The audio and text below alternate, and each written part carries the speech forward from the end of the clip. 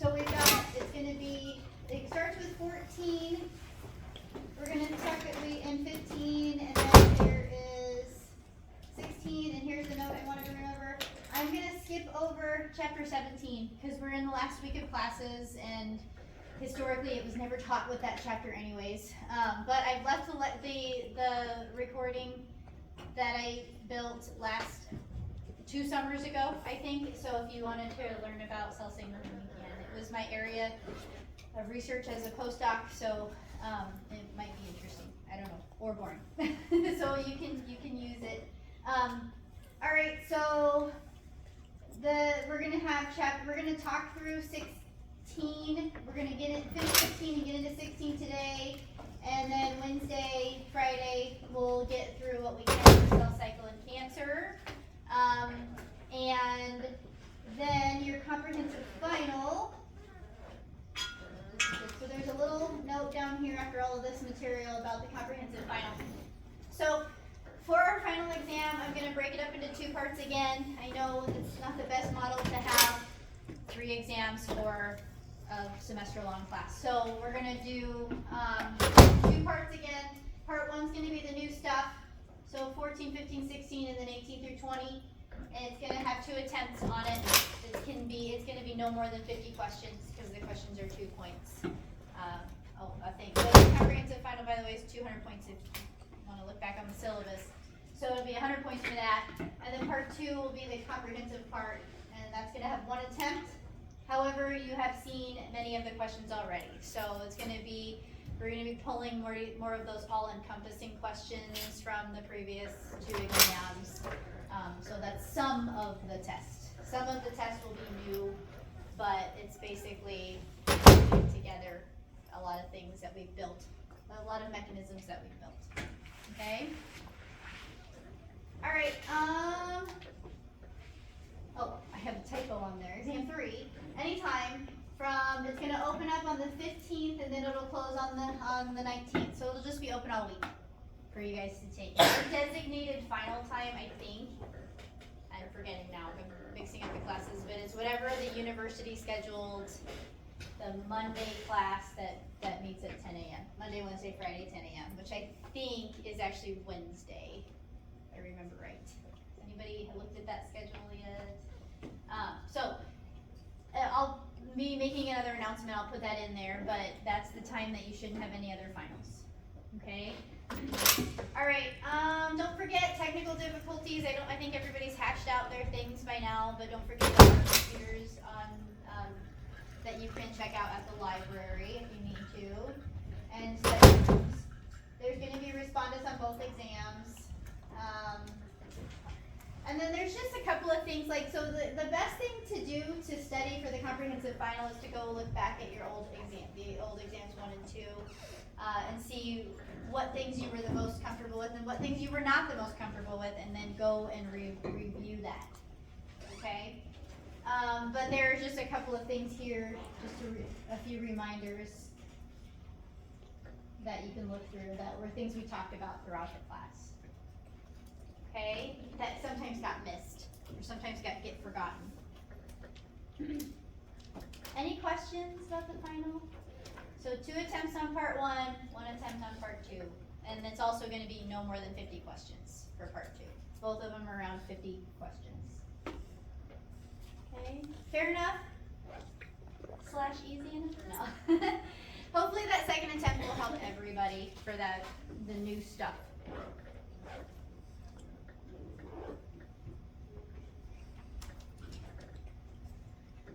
Okay.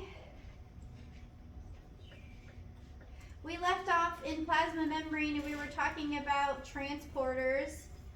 We finished off with the nerve impulses, ion channels, and then getting across an active transport. Let me actually just jump here. We had our example for active transport is the sodium-potassium pump. And you know, the big deal with this is an ATP using transporter. It pumps 3 sodiums out of the cell, and then it brings in 2 potassiums into the cell to maintain a high concentration gradient of sodium outside of the cell, and then a high high concentration of potassium inside of the cell. I'm bringing it up again because we're going on to a couple of transporters that use that gradient. Okay, before we get into those though, here is a general look at the structure of an ABC transporter. ABC just stands for the ATP binding cassettes. So these transporters have these ATP binding domains on them, and notice that they're on the intracellular side. Just like our sodium potassium pump, we bind ATP there, and there is hydrolysis of ATP to ADP. For our, not to confuse this, but just, I think this is an important thing to remember. Notice that we have, for the sodium potassium pump, we actually put the phosphate on, and then we take the phosphate off, and that's the transfer of energy. But in any case, the ATP binding transporters, they're using that chemical potential energy to do the work of putting a molecule against its concentration gradient, which is not the spontaneous thing, right? It's not spontaneous to put something in a higher concentration because everything wants to be in a spread out, in a lower concentration. I had to go to a dance competition for my kids, 3 of them this weekend. Exhausting. Very cute, but exhausting. But my sister-in-law, I just love her to death. She's like trying to find every door that there's fewer crowds. She's like, I hate crowds. And I'm like, you are entropy. You are moving yourself to take up the best space. So she was pretty awesome. She actually found every quick way into everything. It was awesome. Okay, so that's what the active transporters are active transport is always involving it's using energy that's stored somewhere. And so those ABC transporters are using ATP, but then there are other transporters that use something else. So if you can use, there's SymPort transporters, and what these will do is they will use the passive transport of some sort of molecule that's going from high concentration to low concentration, and then they can actually, because of the nature of their binding pockets and things like that, they can actually move another molecule, which is the Sym part, right? SymPort part of it. They can move another molecule against its concentration gradient. So for this one, we're looking at a sodium transporter that also moves glucose, a glucose sodium transporter. So this requires that there is that high concentration of sodium outside of the cell. It binds the SymPorter, and upon binding, we also can bind glucose, and we have high affinity for glucose to bind that.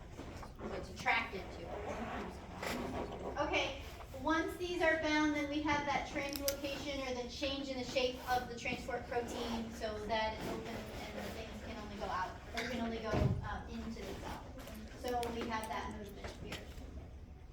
All right, so this is reliant on the fact that the sodium potassium pump is active. Does that make sense? So the sodium potassium pump has to be doing its job to build these gradients. So a question you could ask yourself is, what would happen if we disabled the pump, the sodium potassium pump? What would happen to this one? Would we be able to move glucose against its concentration gradient of this transporter? No, because the energy required to move it is in that concentration gradient. Okay, another active transport is so this one was also by ionic gradients, and then this is another ion gradient scenario. You can have antiport. So SymPort is bringing them both to the same direction. Antiport is like an exchange. So you can have we have the sodium calcium antiporter. And this one, that high concentration of sodium helps us to move sodium into the cell. There's a transfer of energy that is given to the transporter, so it's able to siphon or move calcium outside of the cell. So calcium gets pumped out. Notice that calcium is going against its concentration gradient, so that there's a transfer of energy through the sodium movement. Okay, same thing for H+. There are really important antiporters that move sodium and H plus ions. So the sodium H plus ion antiporter. What are these important for? There's a bunch of these that are a bunch of H pluses we've seen produced in all kinds of chemical reactions. So metabolism, we're making them. We're using some of them, but some of them don't get used. So if there's like a halt in metabolism or something where these aren't getting used up, these have to get out of the cell. So that's what these transporters are responsible for, so that we don't acidify the inside of the cell. So we can move the H plus out into the larger space, which could be the extracellular space, and that we don't acidify the inside of the cell. Questions about those? So lots of movement. Passive, we always known what that is. Moving with it's down the concentration gradient. Active is typically against it, but what really defines active transport is the transfer of energy to make something happen. We've always known about ATP, but maybe what's new is these ion transports. Ion transporters. The other thing that's new, well, I don't need to jump around here and give you guys a headache. The other thing that might be new is that the nerve impulse transport. Remember the relay of sodium potassium pumps that maintain that membrane potential down the length of the axon. Okay, so we have talked about clathrin and things like that when we were in the endoplasmic reticulum, but a mechanism we maybe haven't spent that much time on is endocytosis. So this is the process of receptor-mediated endocytosis. What we mean by receptor-mediated is there's actually a receptor on the surface of the cell. So that's what this little green thing is. And so the extracellular side is yellow. I also have to remind myself of this. So there is a receptor, it's a transmembrane protein, and it binds some sort of ligand. We also call this the endocytic cargo. So this is the thing that's going to be moved into the cell through the process of endocytosis. So we have, so the mechanism for this is to build a cage of clathrin around the membrane so that we can bend the membrane and pull this cargo inside of the cell. So here we have our green receptor binding the ligand, and on this side of the cell, on the intracellular side, we have the clathrin. So clathrin is this triskelion protein, it's kind of fibrous, and it binds through the help of adapter proteins. So there's a little circle here. There's adapter proteins, maybe AP1. Binds the receptor and then binds the clathrin. The many different clathrin molecules come together to build this, looks like a honeycomb kind of cage around the membrane. So you see they have a membrane interaction, and then they have built this pit, the clathrin-coated pit. Okay, there's another protein you've heard about before that's dynamin. Remember, dynamin is like a motor protein. Am I mixing this up with synactin? No. So dynamin is a motor protein that's kind of like myosin and those things. And it's not synactin, I am mixing that up. So dynamin is a motor protein. And it creates this little ring around the top of the vesicle. So where the vesicle is going to be closed off from the membrane. So the top of the pit. So notice it's nice and long here, and then it gets shorter and shorter, and it basically pinches the membrane so that our vesicle can come inside of the cell. So that's receptor-mediated endocytosis. A receptor binds the cargo, clathrin forms the pit, dynamin pinches off the pit, and then it's in the cell.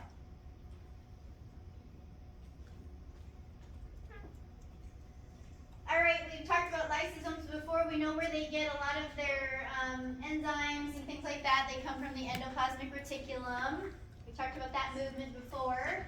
But now let's connect endocytosis to the lysosome. So we have that clathrin vesicle, our pits, our vesicle. It comes inside. There's our cargo, that little yellow thing.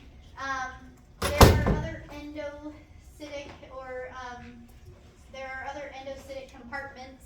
So vesicle, membrane-bound compartments in the cell. Some of these get things from the mitochondria, but they also can get things from the surface of the cell through endocytosis. We have an early endosome here that matures or gets other vesicles joining it through the multivesicular body. We have a late endosome and the lysosome, and what's happening as we're moving through here is we're acquiring the acidic pumps are pumping in some H+ protons to acidify the compartment. We're acquiring more lysosomal enzymes and things like that until we have a lysosome. Okay. This is something we don't need to focus on, but this is interesting. There's release of cholesterol from your lysosomes. Where does that? Remember, there's cholesterol in your membranes, right? Like 50% of your membrane.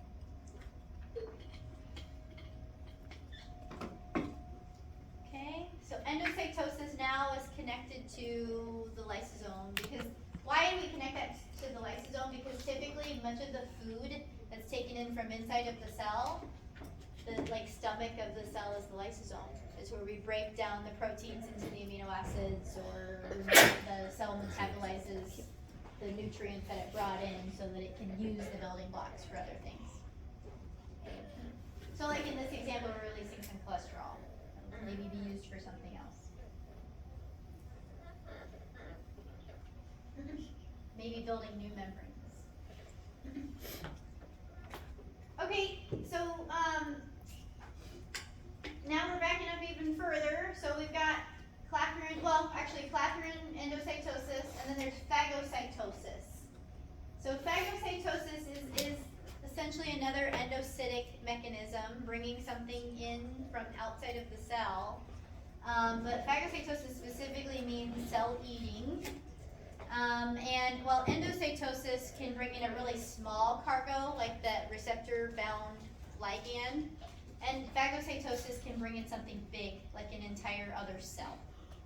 And it's a little bit different. It's not clathrin. A lot of times you have reorganization of the actin cytoskeleton. So the actin, we won't go into the details of this, but the actin cytoskeleton is actively involved in putting the membrane around the food and bringing it into the cell. So you have what you're seeing here in the blue is you can see that cool membrane ruffling, and these are actual bacterial cells, and they're basically flopping the membrane around that. So there are some receptors that are binding things in here. You have the toll-like receptors that are on our white blood cells and things like that. Things that recognize foreign objects, and then they move the membrane around them. So here is our bacteria. Here is a pseudopodium. So it's almost like a foot, like you step on, the cell steps on it and then wraps its membrane, its skin around it, and then pulls it inside. So we have the phagolysosome, and it has to fuse with the lysosome. I love the size comparison here. We have the lysosome smaller than the phagosome, which is probably correct because we're bringing something large into the cell with phagocytosis.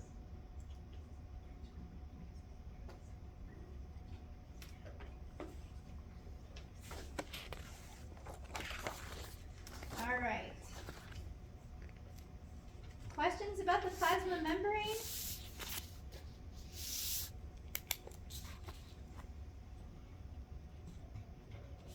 On our study guide, we are focused on the molecules found in the membrane, phospholipids, how they differ. Okay, we probably didn't talk, I mentioned this, but didn't talk about it a ton. So the affected temperature and the fatty acids and cholesterol on fluidity, review that. Remember that cholesterol, it helps cholesterol when you pack them together, that's pretty rigid, but when it's interdispersed in the complex lipids, it actually can maintain fluidity. So if the temperature drops, it can stop the phospholipids from solidifying. Kind of keeps them spaced out.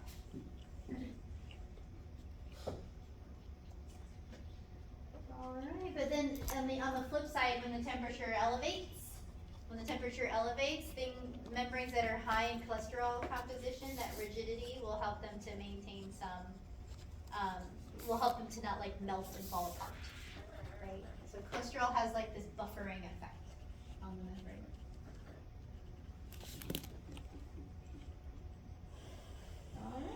And then it just says endocytosis and phagocytosis. So just a couple of the new things that we talked about, you know, with clathrin and the Dynamin is kind of a new thing.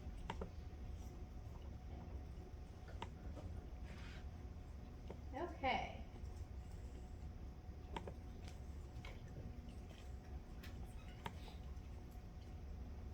Moving kind of quick. Okay. So now we can move to just outside of the cell. See how far we can get with this. We've seen a lot of these molecules again, but we're kind of just connecting things together. I know I've talked about the junctions maybe too much, but so we'll connect, you know, just thinking about how the cell molecularly interacts with everything, how it's responding to stuff. The book, if you're reading the book, and we're going kind of backwards. We're going to start with the extracellular matrix, cell-to-cell interaction, and then we'll end with cell walls. It starts with cell walls.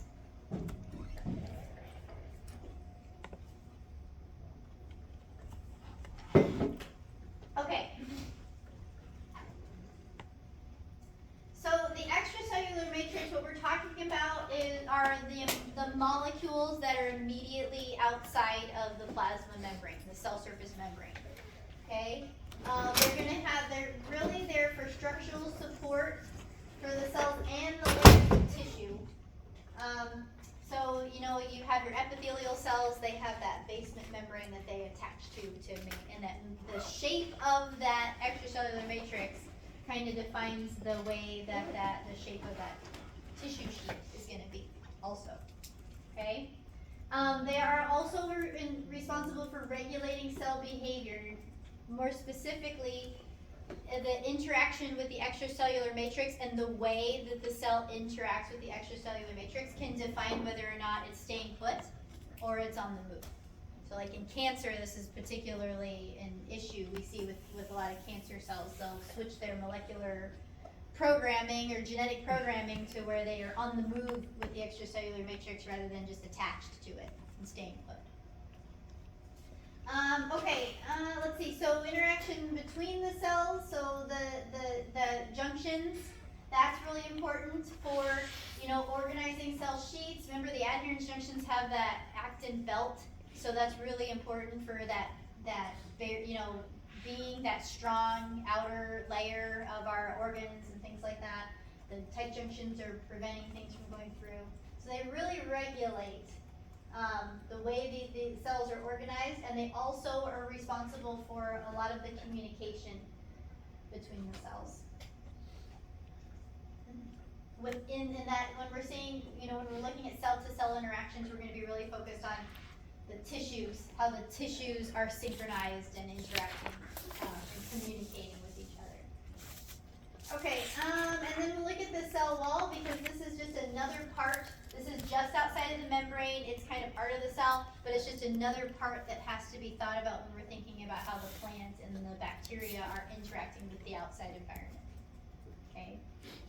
So there's a couple of things to keep in mind as we run through these few things. So here's a really nice cartoon picture of the extracellular matrix. We have a couple of different cell tissue types in here. So we have our epithelial layer at the top, and then we have some fibroblast cells. So the extracellular matrix is still cellular. It does have cells in it. So these are fibroblast cells. These are a little bit more on the move type of cells. They actually lay down the majority of this connective tissue that you see. So the extracellular proteins that are put into this sponge, this kind of like light orange sponge here, is generated by those fibroblast cells. And then we've got a blood vessel running through here. So there's a lot of reason for our extracellular matrix.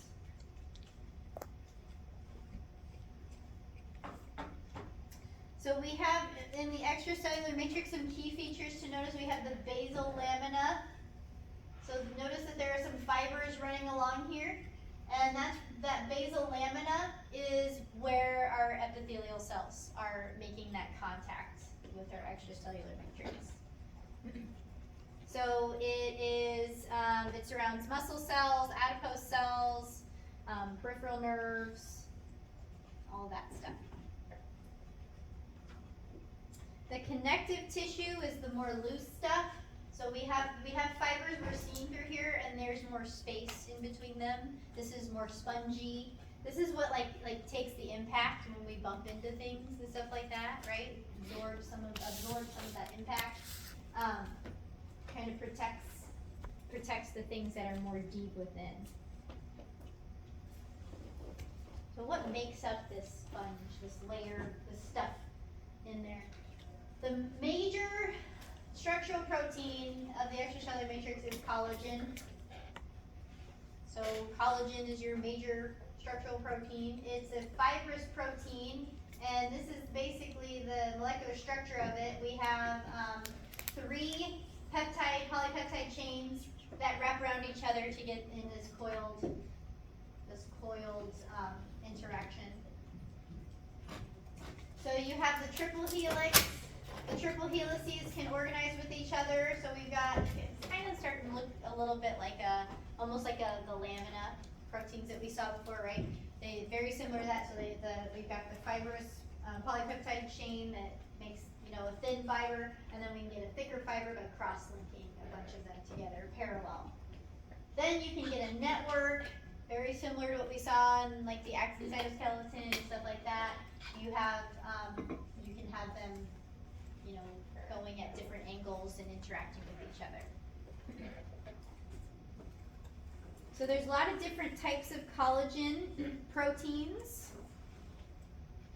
So here's a nice listing of some of them. There are some that are more involved in anchoring attachment to the basal lamina, to the underlying connective tissue, so that those fibers that all run along the epithelial tissue, then there is a certain type of collagen that bridges the gap between those fibers and then the more loose fibers. Fibril forming, so this is in a lot of our bone and cartilage, including our skin. So what are our fibrils? Oh my goodness, what did I say? This is a fibril. Sorry, I was blanking on that. So notice that strong structure, right? And you think about bone tissue. So then that's what these are. These types of collagens are those fibril forming, those parallel associated ones. Okay. There are some networking ones that are more important. So that's that more loose stuff.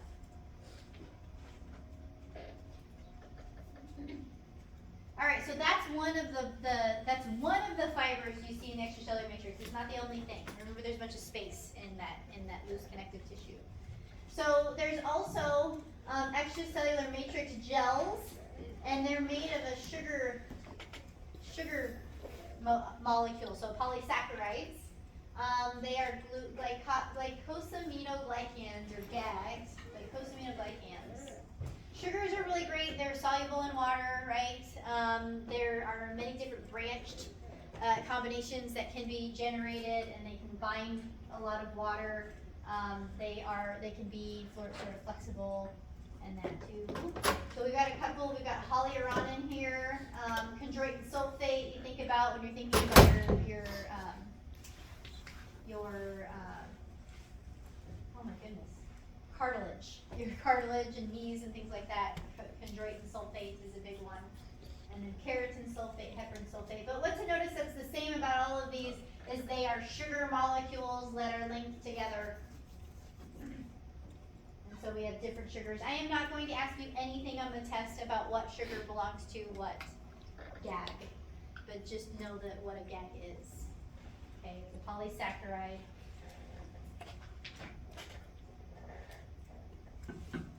All right, so these polysaccharides can be linked to protein, so then you get a protein-sugar combination, a proteoglycan. So here we have, up here we have chondroitin sulfate, so there's a core protein, and then you have the sugars coming off of that. So once again, these sugars are really rigid. They're really able to bind a lot of water and things like that. So basically, that's why we see it as a gel. It's kind of like Jell-O, depending on how it's interacting.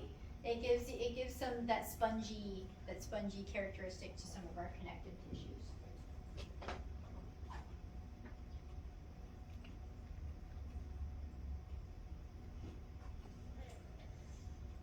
All right, so fibronectin. By the way, I should add, so it's really important that these are being built in the extracellular matrix, and then that you're hydrated, and that's how you can make sure that your extracellular matrix barriers are allowing for proper communication. Should I add a little bit of application for this, right? So your extracellular matrix, we'll come back to this picture. I think this illustrates it the best. So if you think about, your blood vessels dropping some nutrients into this area, that those nutrients have to move through that aqueous environment to gain access to like this stuff, right? So as long as you have that, proper collagen formation, the GAG, the spongy extracellular matrix gel, and all of that in there, then you're going to have that good communication from the blood vessels to the tissues and stuff like that. Okay, so that's an important reason for that stuff. All right. So we're talking about the extracellular matrix, but we still haven't even talked about how our extracellular matrix cells, our extracellular matrix and the cells interact. So now we're going to get into a few key proteins that are really important for that. So we have matrix adhesion proteins that first can link the matrix components together. So we want to make sure, so the collagen does need to interact with the GAG stuff, so the hyaluronic acids, the proteoglycans and things like that. So the fibronectins, these are a very nice adhesion protein that connects those things together. So they have a really cool makeup here. So we have a couple disulfide bonds that are holding together these two polypeptide chains. We have a proteoglycan binding site, we have a collagen binding site, and we have integrin binding along the length of this thing. So it's a really cool little scaffold protein that helps to link all of the pieces together, right? Because if we had like Jell-O and we just like laid some, fruit on top of it, you pick up the Jell-O, the fruit would slide right off, right? This stuff is keeping everything connected, keeping it all together. We haven't talked about integrin, so we've already talked about collagen and the proteoglycans, right? But we haven't talked about integrin. The integrin is actually the transmembrane protein on the cell. So it's going to keep everything together, and it's also going to keep the cell attached. The basal lamina are lamins. What else have we seen? We've seen nuclear lamins, right? Those proteins. So these are similar. These are similar to that. But these are 3 polypeptide chains. So they're similar but not the same. Okay, remember our nuclear lamina and what we built with that, right? Those lamin proteins. These are different. These are what we are building as the basement membrane. Let me go back. So the basal lamina, right in there. What are the fibers that build that? Okay, so they are built of, they have 3 polypeptide chains, and then they're proteins made by the cells secreted out into the extracellular matrix, and then they self-assemble into these cool structures. So we have a nitrogen binding domain. This is kind of, the domains are showing how they can self-assemble. They have high affinity attraction. Each polypeptide chain has like a high affinity for like another polypeptide chain in the structure, and so that's how they come together. And then once we get that single unit, then we can build many other units, and you see how we can make a pretty complicated sheet of protein that things can bind. We can make a surface out of that. time is it?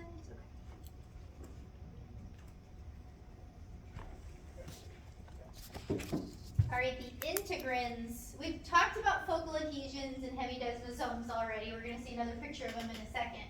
The transmembrane protein, so the protein that goes through the membrane at the bottom of the cell, if you're thinking about a polarized epithelial cell, is the integrin. And there are many different family members in the integrin family. So we're looking at alpha and beta here. They dimerize typically in the membrane. And then they have the single transmembrane domain, each one of them. Two of them come together. So notice that they can be different varieties. They have these slightly different shapes to them. And then this is the site right here where we have binding with that fibronectin, and we can interact with the collagen and the basement membrane in that. There are 24 different integrins in an average cell that have been identified. This is the major spot where we anchor the cell to the extracellular matrix. This is the major protein. In cell bio, when we are trying to get our cells to come off of the plate, or cell biologists that are culturing cells, this thing has to be contended with or cut. There are a couple of magnesium binding spots that help to keep the dimers together, and then we'll use a chemical with a chelating agent in it. So we'll use trypsin EDTA, and it pulls these things out of the integrin dimers so that they start to get a little floppy and start letting go of things. But then we also have an enzyme that cuts them. Okay, so because they're the transmembrane protein, they bridge the membrane, so they are what interacts with the cytoskeleton inside of the cell, and then the extracellular matrix outside of the cell. So that's what they bridge, that's what they connect. We have our focal adhesions here. Are we doing the right thing? Yes, we have our focal adhesion here, and we have our hemidesmosomes here. So once again, remember that focal adhesion, so here we have integrins in both of them. Focal adhesions, what makes them a focal adhesion is on the inside of the cell. What they are interacting with is the actin cytoskeleton. Okay, actin cytoskeleton inside of the cell. Okay, the difference for the hemidesmosome is it's interacting with the intermediate filaments. So totally different cytoskeletal structure, right? One that's pretty dynamic and pretty strong, robust. These are bundled actin fibers, and then one that doesn't change a whole lot. Okay. And then on the outside, they basically interact with the same exact thing. The collagen, the fibronectin. They're sitting in the proteoglycan stuff, all that.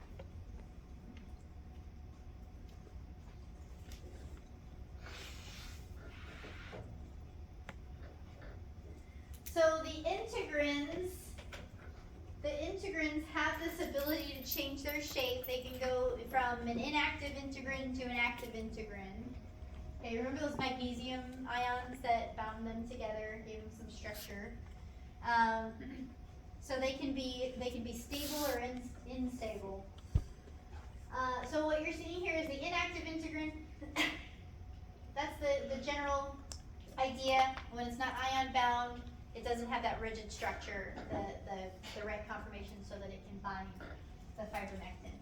All right, the active integrin is here, and then to build a focal adhesion, we have to go from the inactive integrin that's activated, and then many have to come together to interact with the outside of the cell, and then the inside of it has to interact with the actin stuff.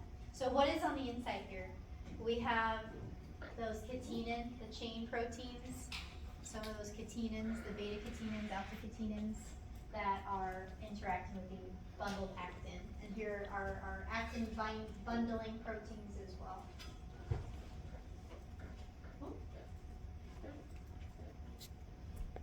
All right, 10 more minutes.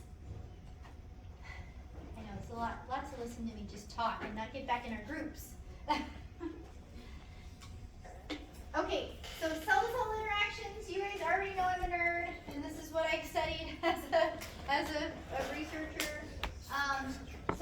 really important. A really cool part of the cell-to-cell interactions, an area to study, is development. So how do we go from the egg and the sperm to this multicellular organism? These interactions have to be on at the right time. They have to be changed to the different varieties that they can be at the right time. Once we're fully developed, they organize our tissues, and they're really important for cell contact dependent communication. So we have talked about other types of communication, hormones and stuff like that in other classes, but this is cell contact dependent communication, when two cells come together and actually are binding a protein that's in their membranes across that space. Okay. So it is selective. A lung cell doesn't go and then just go interact with a liver cell, because the cell-to-cell interactions are specific. Okay, so I'll just give you an example. In your, now I'm getting old. So in your pancreas, your pancreatic cells interact through connexin 36. That's that family member. Your connective tissues are going to be interacting through connexin. Actually, go to one I remember. So in your ear tissue, your cells interacted with your connexin 26. So very, very different proteins are going to be involved. There are several different family members, and making sure these tissues come together. Okay. When we get into cancer, I'm going to just go to this. When we get into cancer, a big problem with cancer is there's a switch sometimes in these proteins, so that while they would normally be like a breast tissue cell, they become a cancer, so now they can go into your lung. Okay, so that's why that selectivity is important. Okay, so they only adhere to specific cell types. Okay, so the cell-to-cell interaction is through cell-to-cell adhesion. There are some cell-to-cell adhesion molecules that are helping with some of that. So selectins, integrins fall in here, our cadherins for our adherence junctions. Our immunoglobulins are also considered cell-to-cell adhesion molecules, because our white blood cells make an interaction with our cells for lots of reasons. One, to crawl along your blood vessels for inflammation to get out and handle what's going on there. Two, your natural killer cells, your T cells, they have to actually grab the cell that they need to work on, because there's a viral infection or something. Okay. What we're talking about is making that, there is a protein that is in the membrane of a cell, and it's going to be making an interaction with another protein in the membrane of another cell. Is what that is. Okay, so there's lots of connections. So we're going to look, of course, at the adhesion junctions, desmosomes, tight junctions, and the gap junctions. Okay. So this is a picture of a white blood cell crawling along your blood vessels. So your blood vessels, they're tubes, but they're made of a endothelial cell, and they have their own surface proteins on them. And then our white blood cells have their surface proteins on them. So before we get into these, we'll look at that really quick.